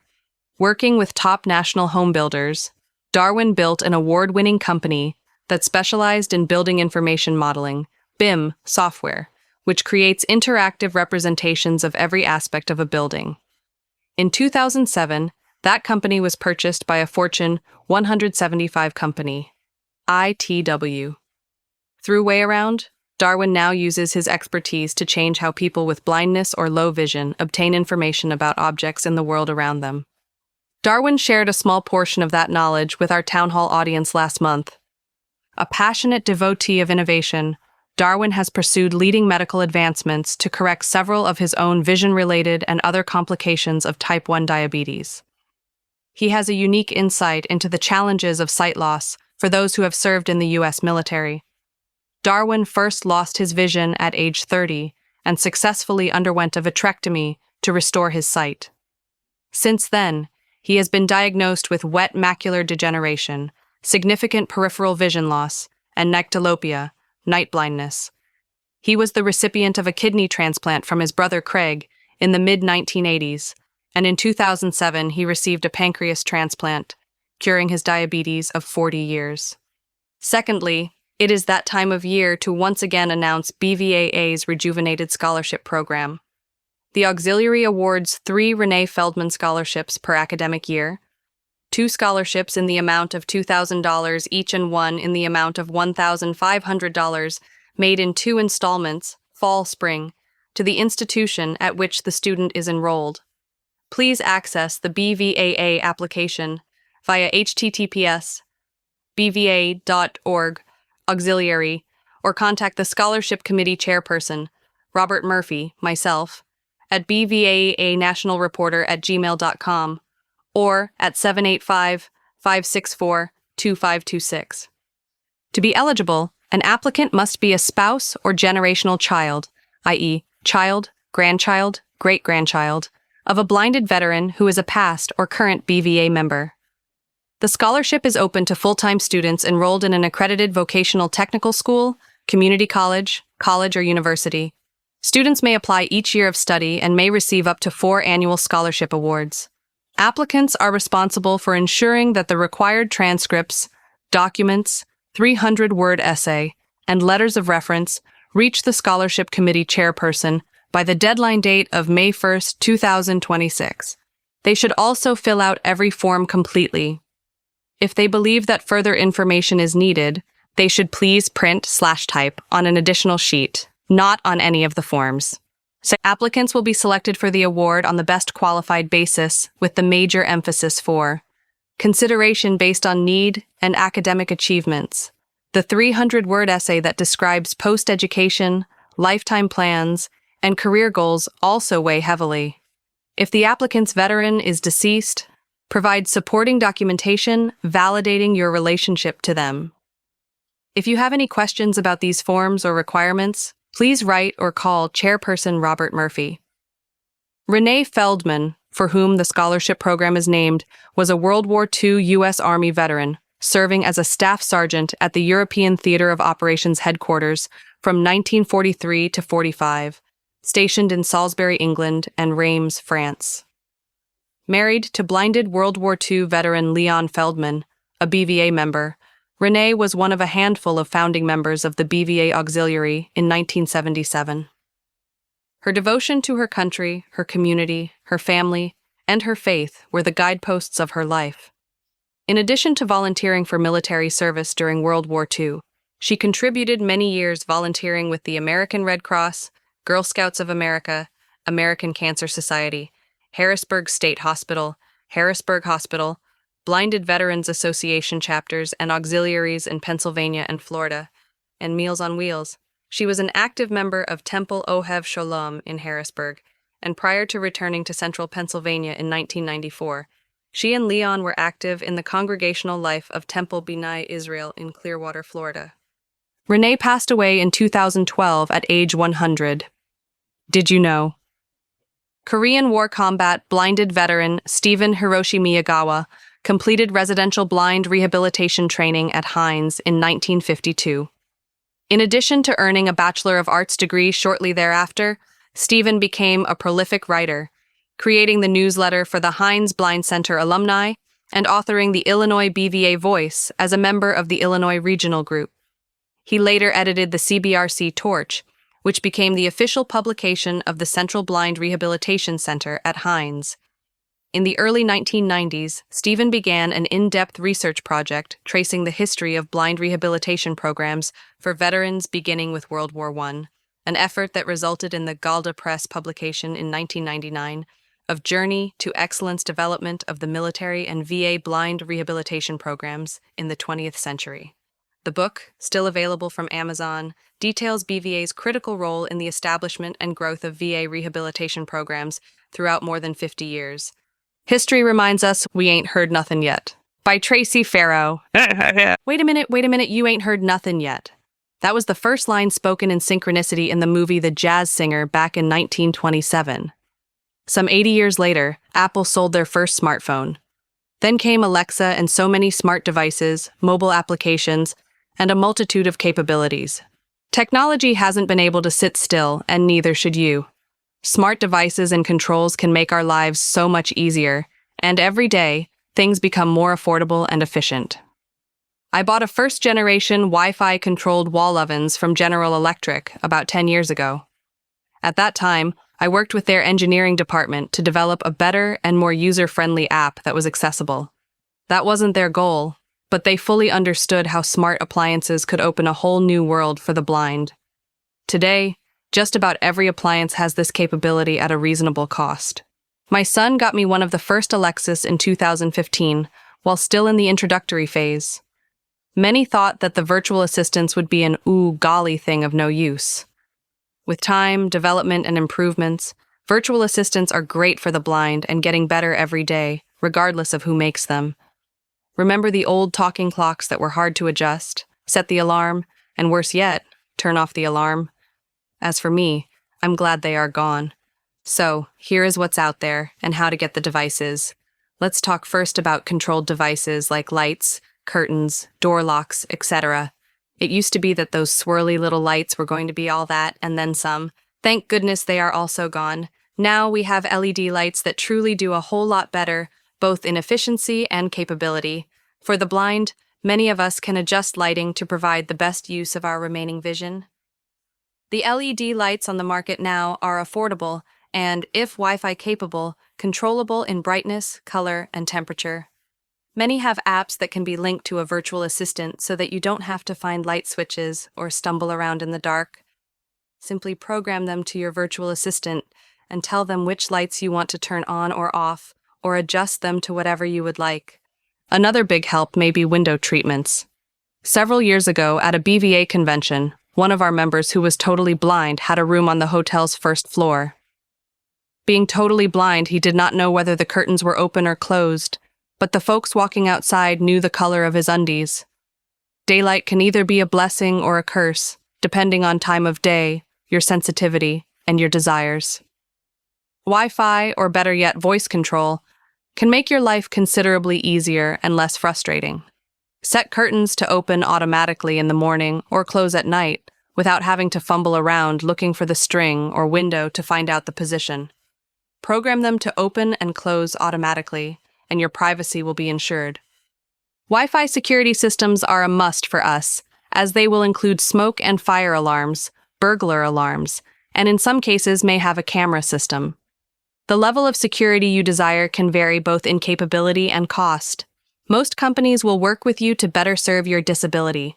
On this note, be sure to inform your police and fire departments of your visual impairment so that they will be aware of what they are coming into, where to look for you, and how to best serve you. There are also door locks, garage door openers, television devices, and much more. If you are in doubt as to what is out there, ask your VIST coordinator or fellow veterans. You don't have to be a techie to use this stuff. In most cases, you merely need to ask out loud and your virtual assistant will come to the rescue. VA issues these devices to us, typically the most capable ones. However, these systems can be expanded at a reasonable cost. I have an Alexa and 7 dots. The dots are much less capable for the viewing and poorer sound quality, but they handle all the same functions and can act as an intercom or phone. They can be alarm clocks, timers, reminders, game players, news reporters, weather liars, and encyclopedias. They can be programmed to work with so many other devices, such as a Wi-Fi oven. Alexa talks to the oven app and will turn it on to a set temperature or at a set time. If your washer or dryer runs off of Wi-Fi, they can interact and control them too. Microwaves and dishwashers are now in that mix too. The best advice is to always ask if the appliance can be controlled with an app. Voice Assistant may not always work, but VoiceOver on your phone does, and the apps are remarkably accessible. So now, how to get them? In some cases, if you are authorized, a VA grant might be able to step in and help. In every case, however, time will be a help. Everything breaks and will need to be replaced. Do your homework and find out the costs. When I bought my oven, it was crazy expensive due to the new Wi-Fi capability. I knew that it would be here for a long time, however, so the extra cost was worth it. Times have changed and the costs of these technologies have dropped. The difference now may be only $100 to have the Wi-Fi capability. Most big box stores are now selling these appliances, so the cost has also dropped for that reason.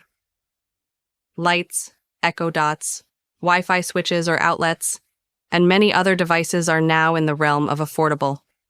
Make no mistake, however, the blind community is small in the grand scheme, and these devices, apps, and capabilities are not built for the blind. They are built for, and the target of sales is, the laziest of people. Unintentionally, however, these things perhaps become indispensable for the blind. BVA continues to work with Congress, VA, and manufacturers to ensure accessibility and compliance with the Americans with Disabilities Act. If you find an app that does not work well or is not accessible, chances are that it is from offshore, and the interest of the blind may not be of concern. If in doubt, call the manufacturer and ask for help. Describe your situation and offer to test their upgrades. I did it with General Electric, and they went from an engineering department to creating an accessibility department. And just remember Al Jolson's famous line, "You ain't heard nothin' yet." Veteran Service Program Update by Duane Driscoll. Duane's regular thumbnail photo accompanies his write-up for this issue. There is no written caption with the photo. His article begins as follows. I already have a permanent and total rating from VA and cannot go any higher. Logically, this makes sense because one may not exceed the value of 100% in mathematics. However, it's not correct for VA claims.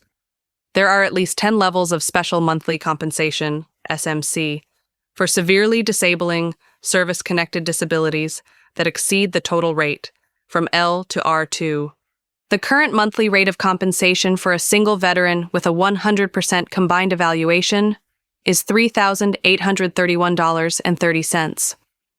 For comparison, a single veteran with a total evaluation and SMC at the highest level receives compensation at the rate of $10,964.66 per month.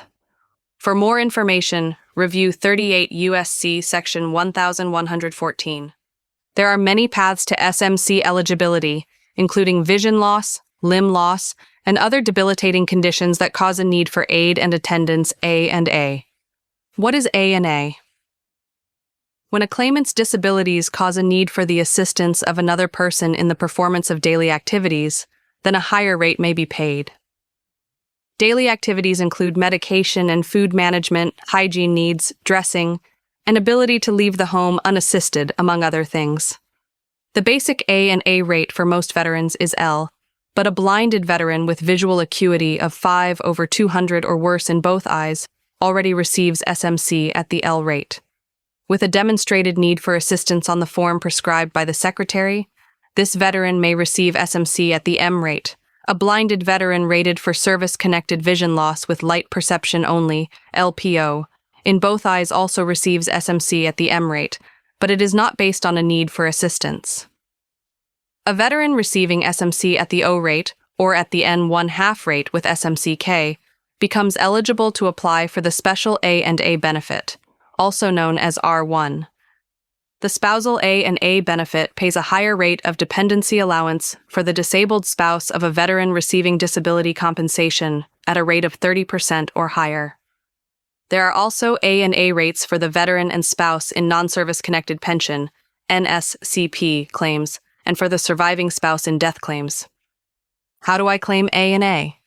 For service-connected SMC, the need for assistance must be due solely to service-connected disability and must be documented by a qualified provider on a properly completed VA Form 21-2680. This form may also be used to claim housebound with SMC at the S rate, Special A and A, pension, and spousal benefits. Be sure to use the most recent version of the form, which is February 2023 at press time of the bulletin. Remember to select compensation for service-connected claims, or pension for non-service-connected claims in Item 13. The 4-page form must be signed and dated by the claimant in Items 15A and 15B. The rest of the form must be completed by a doctor, physician assistant, or advanced practice registered nurse. A Season for Charitable Giving by Meredith Buono de Grossa. Meredith's thumbnail image, without a caption, accompanies her regular column. The copy reads as follows. The holiday season has always been my favorite time of year. Setting up holiday villages, time with family, and holiday movies are always on my to-do list during November and December. More importantly, the season brings reflections of the past year and resolutions for the upcoming one. I would like to extend a happy holiday season to all BVA members, their families and caregivers, as well as cherished supporters who contribute to the association. To put it simply, we could not serve our blind and low-vision veterans without your continued support. This season is a time for giving, not only to loved ones, but also to charity.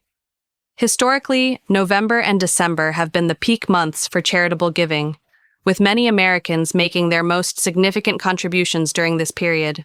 Whether you are giving through your will or trust, stocks or mutual funds, donor-advised funds or IRA, your gift choice to BVA makes a huge impact on those we serve.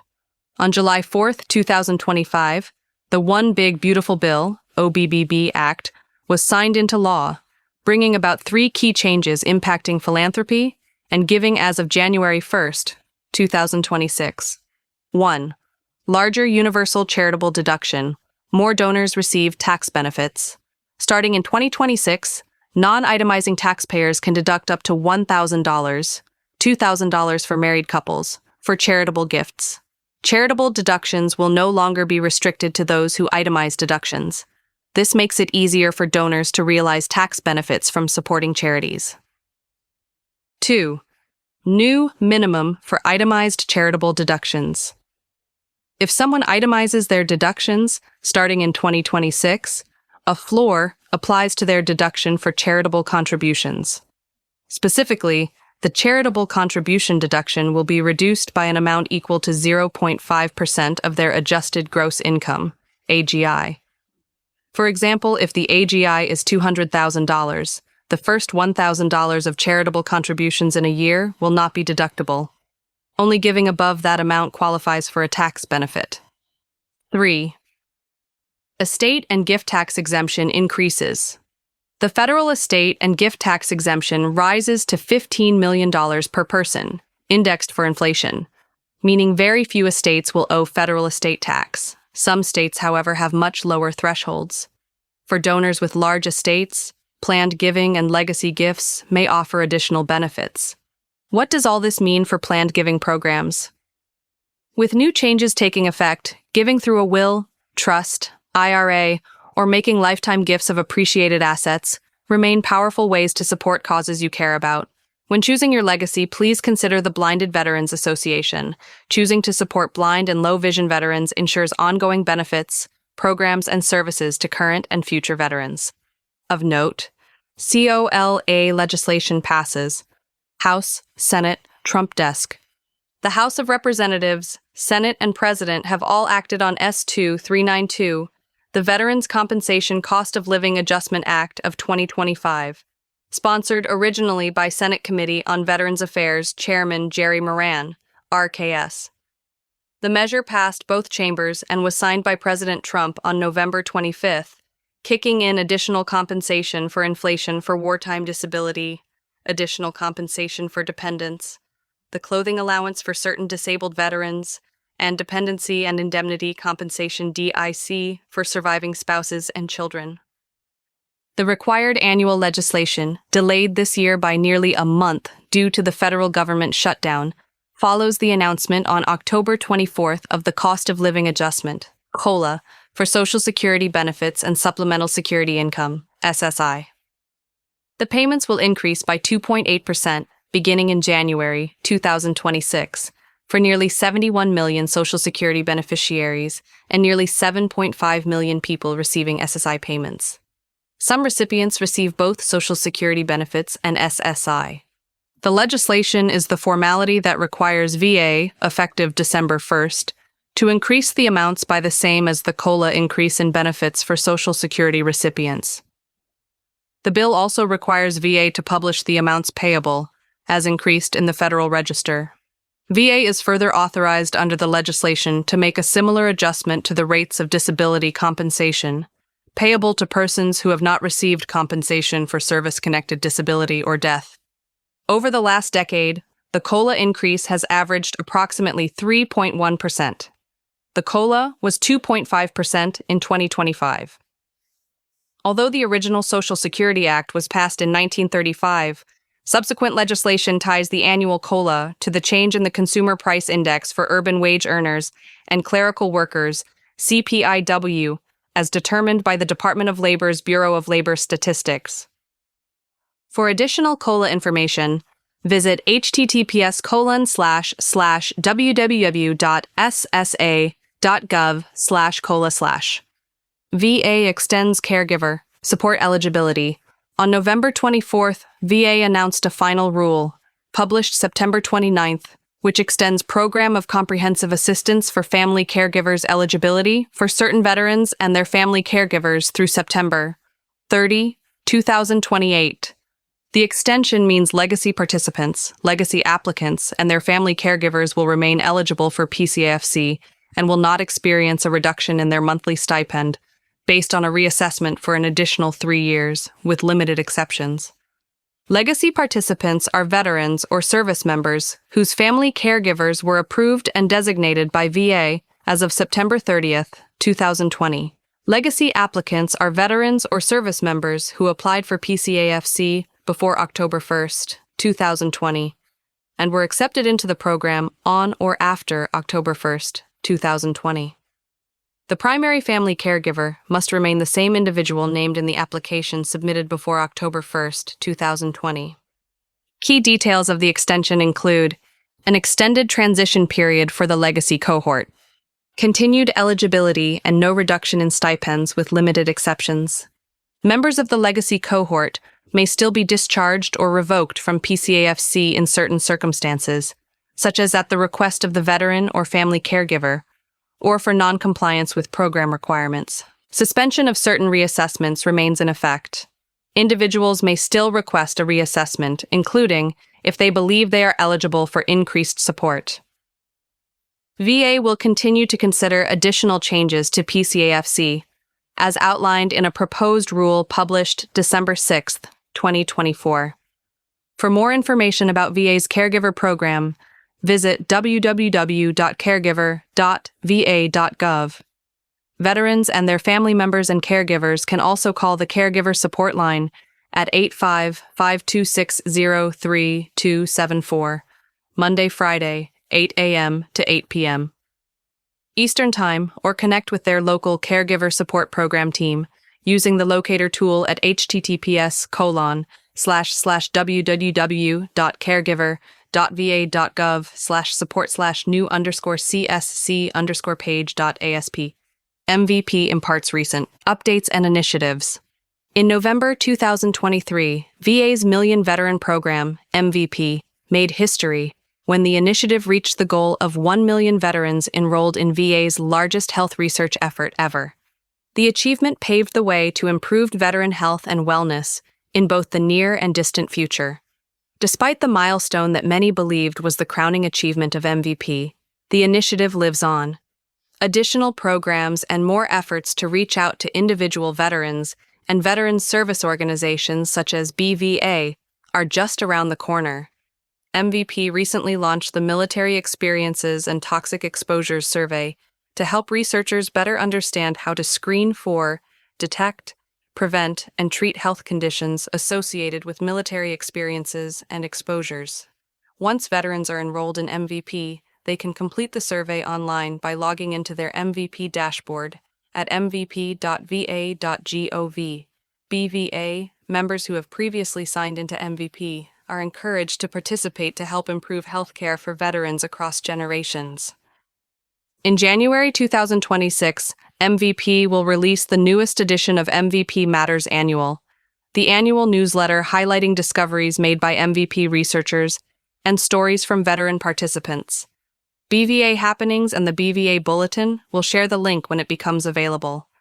GroveHub connects veteran and researcher, VA's growing rural outreach through Veteran Engagement Center, GroveHub, in collaboration with the Veterans Health Administration's Office of Rural Health and VA Health Services Research, is offering veterans and their caregivers opportunities to bring their wisdom, individual knowledge, and practical experience to help improve VA healthcare through collaboration with VA researchers.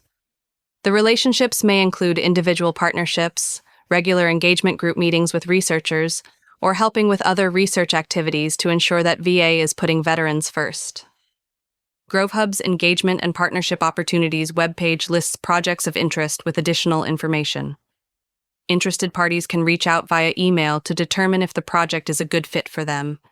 The page can be shared with others who may also be interested. In addition, selected videos and articles are also available to explore why this type of engagement is important in conducting research.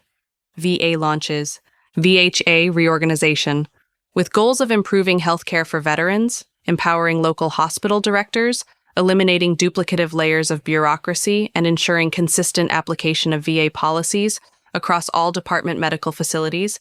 VA announced in a press advisory on December 15th its intent to reorganize the management structure of the Veterans Health Administration, VHA. VA officials were scheduled to provide official congressional notification of this intent on December 16th. Precise organizational and personnel changes, which will occur during the next 18 to 24 months, will be announced in early 2026. Multiple independent reviews from VA's Inspector General, the Government Accountability Office, and others have underscored the need for reorganizing VHA. Those reviews highlighted governance weaknesses and how the organization's management structure is rife with middle managers who have overlapping responsibilities, slowing decision-making, and creating unnecessary burdens to serving veterans. VHA's reorganization will incorporate this feedback by reducing duplicative management layers and putting the right people in the right places without reducing staff. In Remembrance. A color photo accompanies this issue's In Remembrance section, in which recently deceased veterans are listed. Shown is a lady adorned in a BVA garrison cap performing a military salute during the autumn season, evident from relatively bare trees in the background. Behind her also are literally hundreds of white headstones that become smaller as one looks further into the image's background. The lady is accompanied by her guide dog, a black Labrador retriever.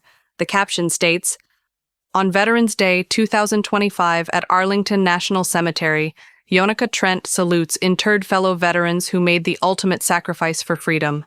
At her feet, guide dog Kelness." In remembrance, the Blinded Veterans Association deeply regrets the passing of the following veterans: Arkansas, R.G. Robert Caudle, Derek Mumford; Carolina, R.G. or Andrew Shearhouse; Florida, R.G. Donald Johnston, Vincent Lowell; Georgia, R.G. Gerald Jones; Illinois, Michael Joyce; Mid-Atlantic, R.G. Roger Van Zandt; New York, R.G. John Morgan; Ohio, R.G. Lewis Beck; Pennsylvania, R.G. Cornelius Appleby; Henry Rohrman; Southern Nevada, R.G. Freddie Anderson; South Texas, R.G. Guillermo Aguirre; Spokane Inland Empire, R.G. Lloyd Gabriel; Tennessee, R.G. or Jerry Cox; Washington, R.G. Dolores Cooley Todd; at-large BVA members, no regional group affiliation: Leon Hensinski, Ernest McDowell, Manuel Oleg, Charles Poston. Final thought. This issue's final thought is a graphic that includes 2 photos.